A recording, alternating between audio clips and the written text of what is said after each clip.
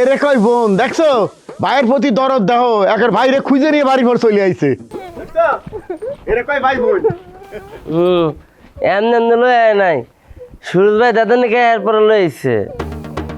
কি হয়েছে আম্মা? কাঁদতেছিস কেন? তোর চোখে পানি কেন? কি হয়েছে?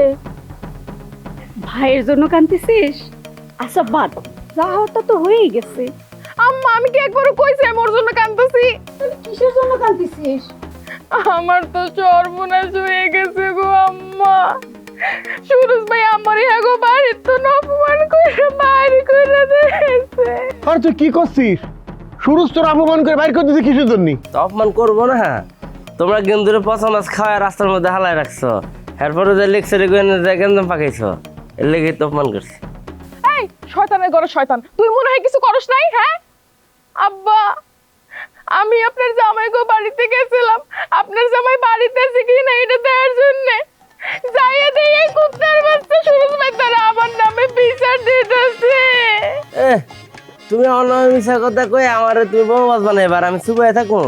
তুই আর একটা কথা কবি, তোর কিন্তু বডি দিয়ে কোপায় মাইরে ফেলাম কই দিলাম। দেখছো আব্বা, প্রমাণ পাইছো?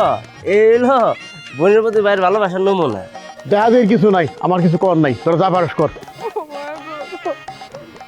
আর কি হইব আম্মা, আমার তো সব শেষ হয়ে গেল।